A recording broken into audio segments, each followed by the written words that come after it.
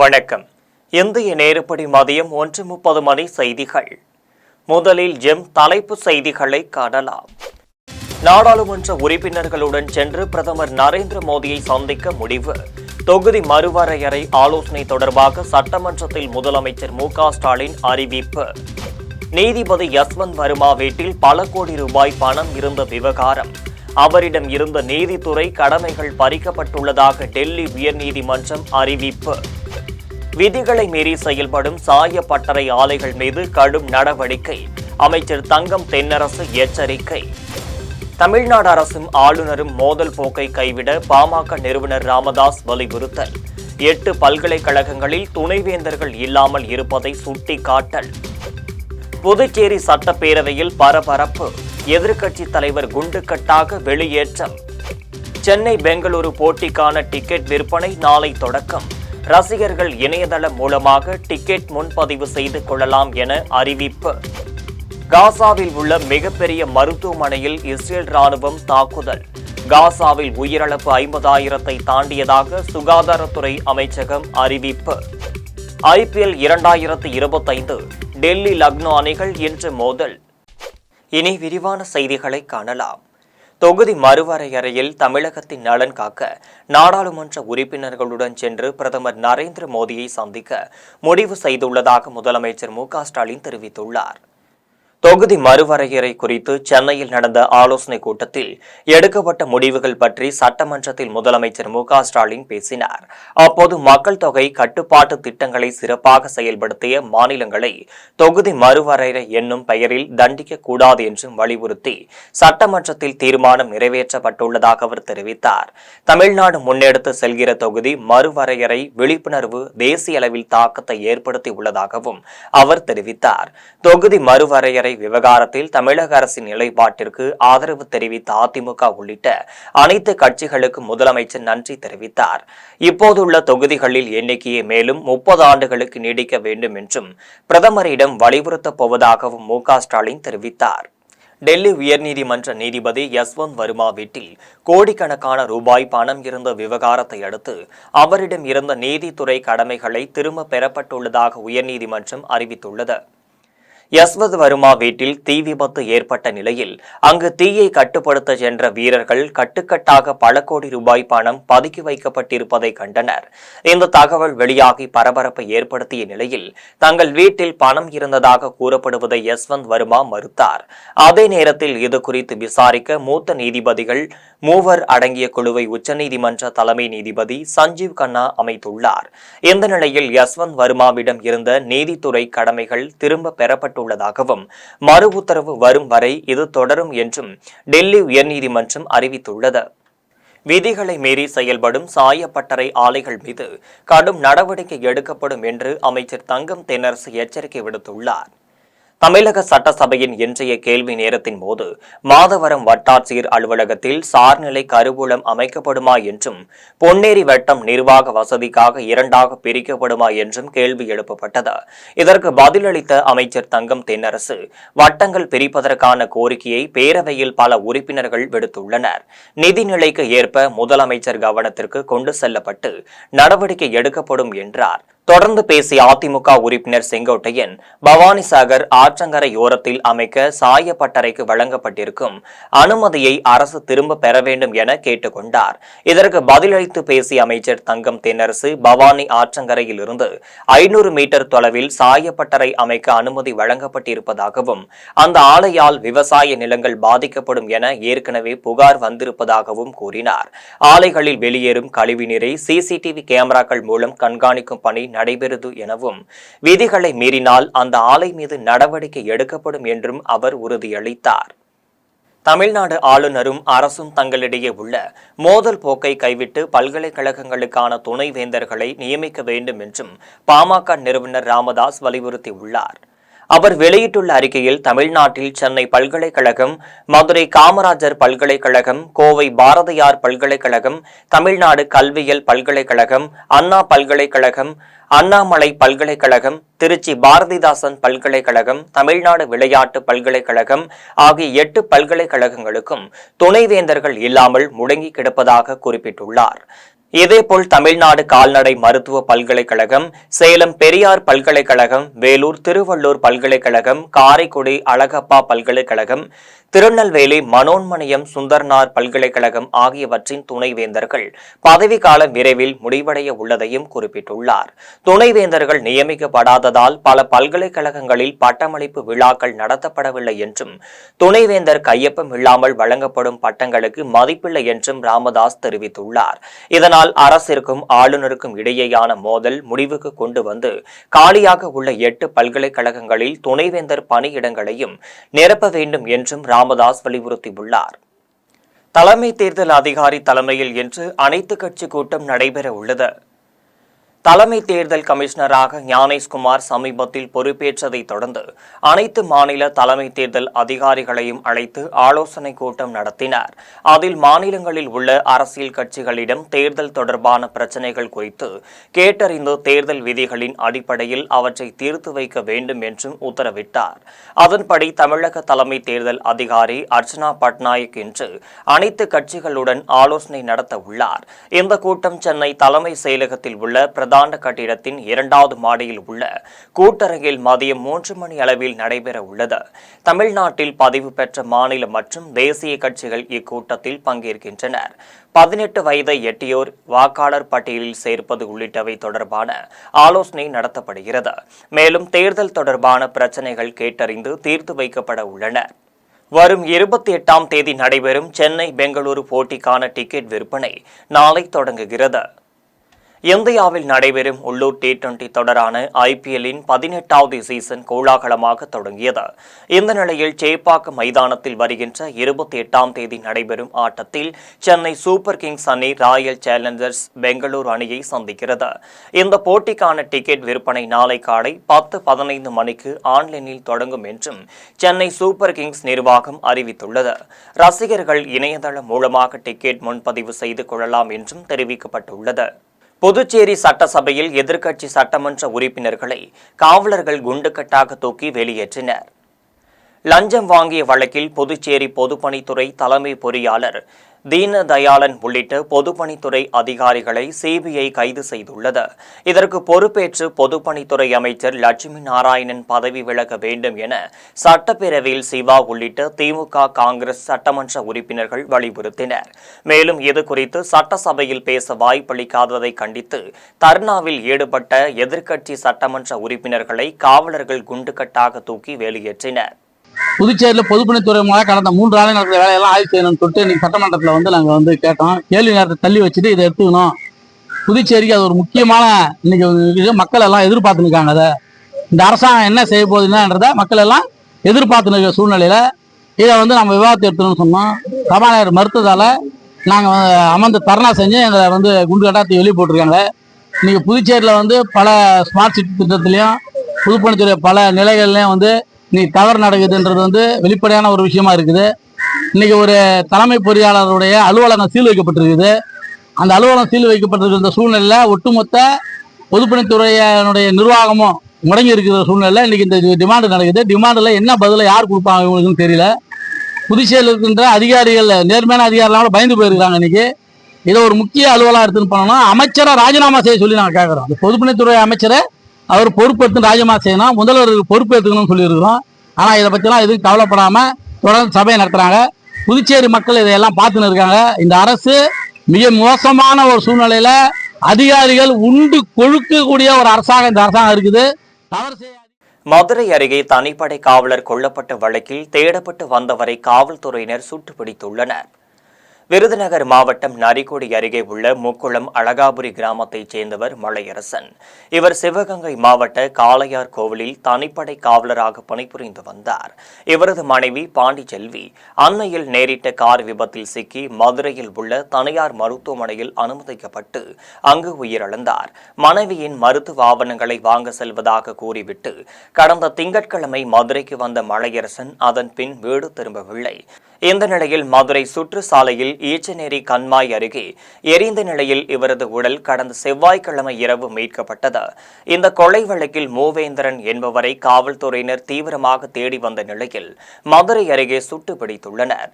காயமடைந்த மூவேந்தரனை மதுரை அரசு ராஜாஜி மருத்துவமனையில் சிகிச்சைக்காக காவல்துறையினர் அனுமதித்து விசாரணை மேற்கொண்டு வருகின்றனர்.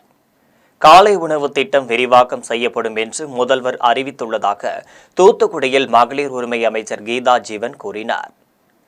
தூத்துக்குடி லூர்தர்மால்புரத்தில் திமுக மாநகர செயலாளர் ஆனந்த் சேகரன் தலைமையில் நலத்திட்ட உதவிகள் வழங்கும் விழா நடைபெற்றது. நிகழ்ச்சியில் மகளிர் உரிமை அமைச்சர் கீதா ஜீவன் கலந்து கொண்டு பேசினார். அப்போது பேசிய அவர், காலை உணவு திட்டம் வருகின்ற ஜூன் மாதத்திலிருந்து அரசு உதவி பெறும் பள்ளி மற்றும் தொடக்க பள்ளிகளுக்கு விரிவாக்கம் செய்யப்பட்டு வழங்கப்படும் என தமிழக முதல்வர் அறிவித்துள்ளதாக கூறினார்.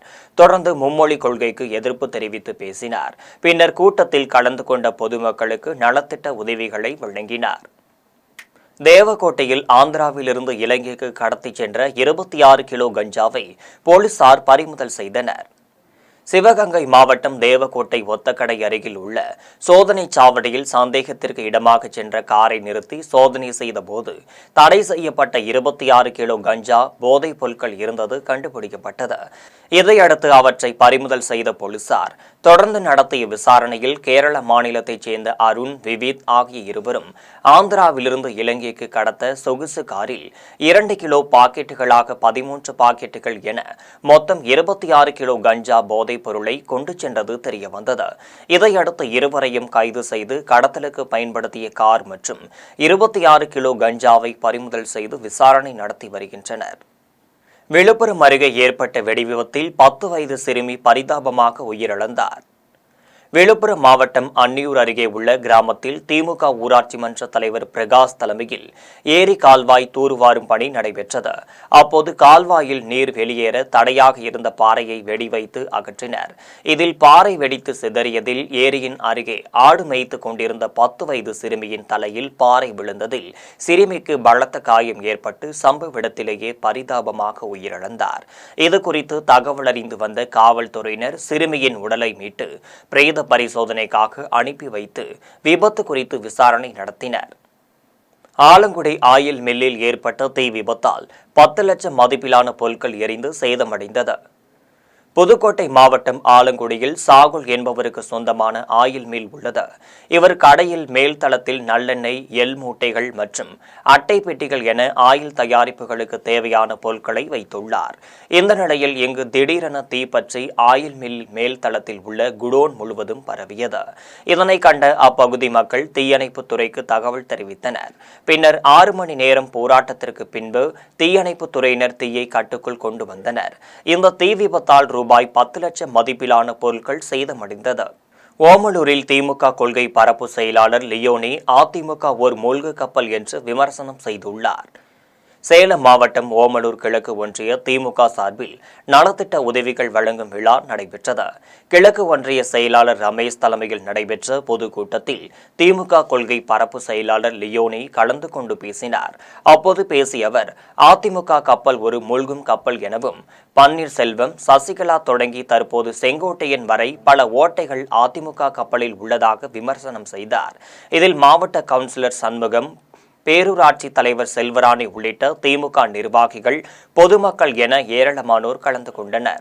கோவையில் தளபதி தலைமையில் ஆளப்போறோம் என்று தாவேகாவினர் ஒட்டிய போஸ்டரால் சர்ச்சை ஏற்பட்டுள்ளது. தமிழக வெற்றிக் கழகத்தின் பொதுக்குழு கூட்டம் வரும் மார்ச் 28ஆம் தேதி சென்னையில் நடைபெற உள்ளது. இக்கூட்டத்தில் கட்சியின் அடுத்த கட்ட நடவடிக்கைகள் குறித்து விவாதிக்கப்படும் என்று எதிர்பார்க்கப்படுகிறது. இந்நிலையில் கோவை புறநகர் கிழக்கு மாவட்ட தலைவர் பாபு தலைமையில் கோவை முழுவதும் பொதுக்குழுவுக்கு போஸ்டர்கள் ஒட்டப்பட்டுள்ளது. இதில் தளபதி தலைமையில் ஆளப்போறோம் என்ற வாசகம் அடங்கிய போஸ்டரால் அரசியல் வட்டாரங்கள் இடையே சர்ச்சை ஏற்பட்டுள்ளது. ஒகேனக்கல்லில் உணவு பாதுகாப்புத்துறை அதிகாரிகள் ஆய்வு நடத்தினர். ஒகேனக்கல் சுற்றுலா தலத்தில் உணவு பாதுகாப்புத்துறை அதிகாரிகள் மற்றும் ஒகேனக்கல் மீன்வளத்துறை அதிகாரிகள் தொடர்ந்து 3 வாரங்களாக ஆய்வு மேற்கொண்டனர். இதில் ஒகேனக்கல் அருவிக்கு செல்லும் நடைபாதையில் உள்ள மீன் வறுவல் கடை, மீன் விற்பனை கூடாரங்களில் ஆய்வு செய்தனர். இதில் மீன் வறுவலுக்கு நாள்பட்டு எண்ணெயை பயன்படுத்திய சுமார் 3 கடைகளுக்கு தலா 1000 ரூபாய் அபராதம் விதிக்கப்பட்டது. மேலும் சுற்றுலா பயணிக்கு பாதுகாப்பான உணவு குறித்து துண்டு பிரசுரங்கள் வழங்கி விழிப்புணர்வு ஏற்படுத்தினர். நெய்வேலியில் பாட்டாளி மக்கள் கட்சியின் வடக்கு மாவட்ட பொதுக்குழு கூட்டம் நடைபெற்றது. கடலூர் மாவட்டம் நெய்வேலியில் பாட்டாளி மக்கள் கட்சியின் வடக்கு மாவட்ட பொதுக்குழு கூட்டம் நடைபெற்றது. இதில் சிறப்பு அழைப்பாளராக மாநில வன்னியர் சங்க தலைவர் அருண்மொழி, மாநில சொத்து பாதுகாப்பு குழு தலைவர் கோவிந்தசாமி ஆகியோர் கலந்து கொண்டு பேசினர். அப்போது பேசிய அருண்மொழி, சாதிவாரி கணக்கெடுப்பை தமிழக அரசு நடத்த வேண்டும் என வலியுறுத்தினார். இக்கூட்டத்தில் பாமக ஒன்றிய கிளை கழக நிர்வாகிகள், தொண்டர்கள் உட்பட ஏராளமானோர் கலந்து கொண்டனர். பனைமரத்து கல்லில் போதைப்பொருள் இருப்பதை நிரூபித்தால் தமிழக அரசிற்கு 10 கோடி தருவதாக தமிழ்நாடு கள் இயக்க தலைவர் சவால் விடுத்துள்ளார். செங்கல்பட்டு மாவட்டம் கூவத்தூரை அடுத்த முகையூரில் தமிழ்நாடு பனை ஏரிகளின் நீண்ட நாள் கோரிக்கையான கல் தடை நீக்குவது தொடர்பான சிறப்பு ஆலோசனைக் கூட்டம் மாநில தலைவர் சரவணன் தலைமையில் நடைபெற்றது.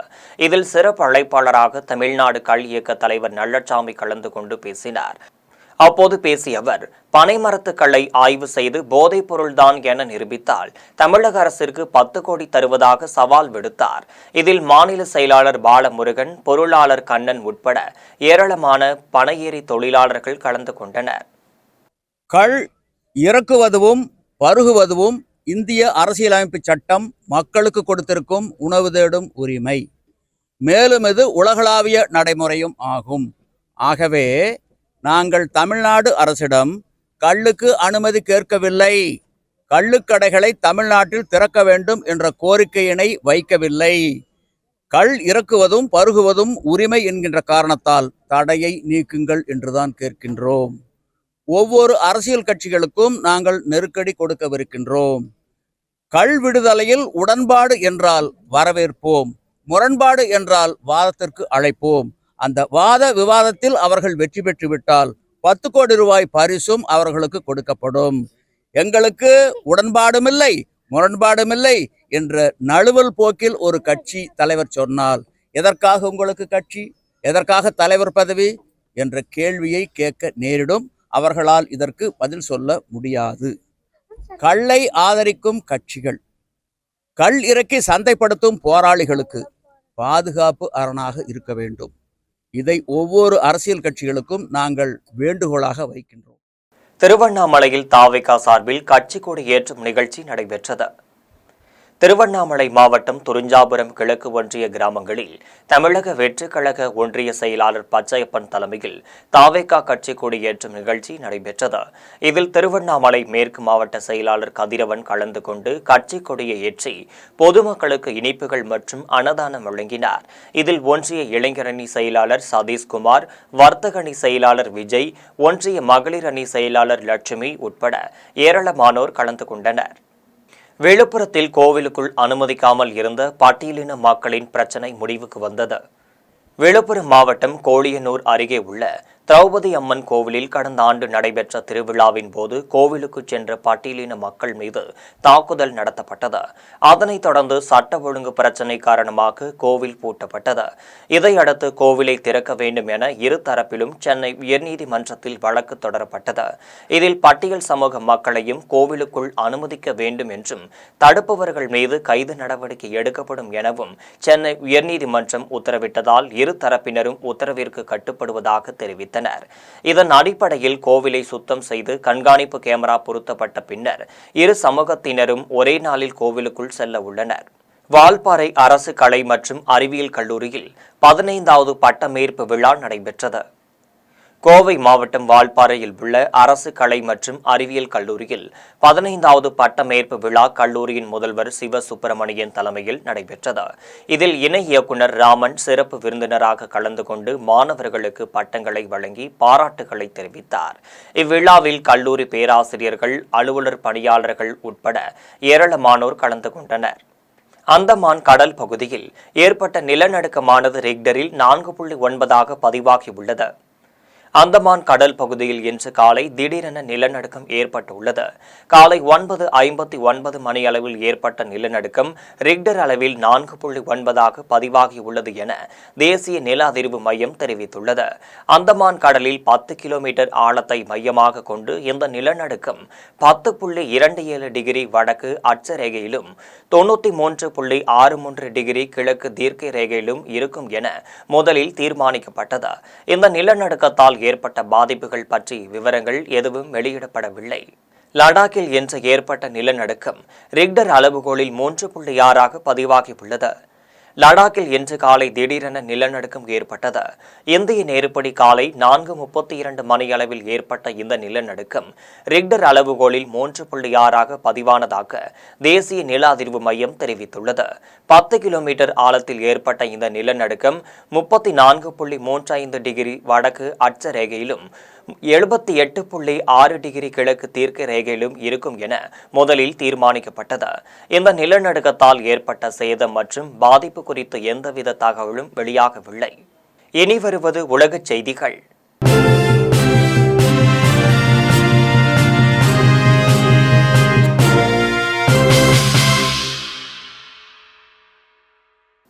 அமெரிக்க அதிபர் டொனால்ட் ட்ரம்ப் கனடாவை உடைக்க நினைப்பதாக கனடா பிரதமர் மார்க் கார்னி குற்றம் சாட்டியுள்ளார்.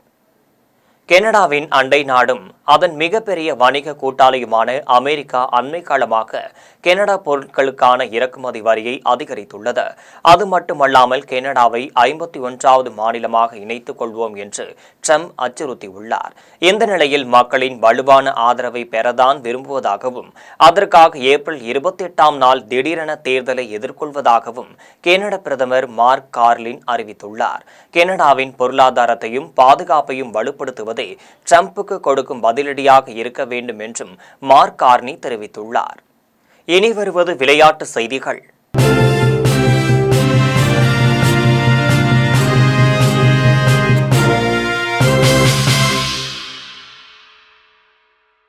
நான்கு விக்கெட் வித்தியாசத்தில் மும்பை இந்தியன்ஸ் அணியை வீழ்த்தி சென்னை அணி வெற்றி பெற்றுள்ளது. 10 அணிகள் பங்கேற்றுள்ள 18வது IPL திருவிழா கோலாகலமாக தொடங்கியது. இந்நிலையில் இந்த தொடரின் நேற்று இரவு 7:30 மணிக்கு சென்னை சேப்பாக்கம் மைதானத்தில் நடைபெற்ற போட்டியில் 5 முறை சாம்பியன்களான Chennai Super Kings Mumbai Indians அணிகள் மோதினர். அதில் டாஸ் வென்ற சென்னை அணியின் கேப்டன் ருத்ராஜ் கெய்வாட் பந்து வீச்சை தேர்வு செய்தார். அதன்படி மும்பை அணி முதலில் பேட்டிங் செய்தது. இறுதியில் 20 ஓவர்கள் முடிவில் 9 விக்கெட் இழப்பிற்கு மும்பை அணி 155 ரன்கள் எடுத்தது. இதையடுத்து 156 ரன்கள் எடுத்தால் வெற்றி என்ற இலக்குடன் களமிறங்கிய சென்னை அணி முடிவில் 19.1 ஓவரில் 6 விக்கெட்டுகள் இழந்து 158 ரன்கள் எடுத்து வெற்றி பெற்றது. IPL கிரிக்கெட் தொடரில் டெல்லி லக்னோ அணிகள் இன்று மோதுகின்றனர். 18வது IPL கிரிக்கெட் தொடர் இந்தியாவில் பல்வேறு நகரங்களில் நடந்து வருகிறது.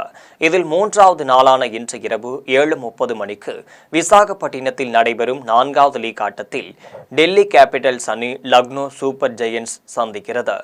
புதிய கேப்டன்களுடன் களம் காணும் இரு அணிகளும் வெற்றியுடன் போட்டித் தொடரை தொடங்க முனைப்பு காட்டும் என்பதால் இந்த ஆட்டத்தில் விறுவிறுப்பிற்கு குறைவு இருக்காது. மியாமி ஓபன் டென்னிஸ் போட்டியில் செர்பியாவின் நோவோ ஜோகோவிச் கால் இறுதிக்கு முந்தைய சுற்றில் முன்னேறியுள்ளனர். அமெரிக்காவின் மியாமி நகரில் டென்னிஸ் போட்டி நடைபெற்று வருகிறது. இதில் ஆடவர் ஒற்றையர் பிரிவில் நடைபெற்ற ஆட்டத்தில் நோவாக் ஜோகோவிச் அர்ஜென்டினாவின் கமிலோ உகா கரோபெல்லியை 6-1, 7-6 என்கின்ற கணக்கில் வீழ்த்தினார். கால் இறுதிக்கு முந்தைய சுற்று ஆட்டத்தில் அவர் இத்தாலியின் லாரன்சோ முசென்டியை எதிர்கொள்கிறார். மகளிர் ஒற்றையர் பிரிவு ஆட்டத்தில் அமெரிக்காவின் அமண்டா அனிசிமோவா, ரஷ்யாவின் மீரா ஆண்ட்ரிவா ஆகியோர் விளையாடினர். இந்த ஆட்டத்தில் 7-6, 2-6, 6-3 என்கின்ற கணக்கில் அமெரிக்கா வீராங்கனை வெற்றி பெற்றார். இனி வருவது தங்கம் வெள்ளி விலை மற்றும் பங்குச்சந்தை நிலவரம்.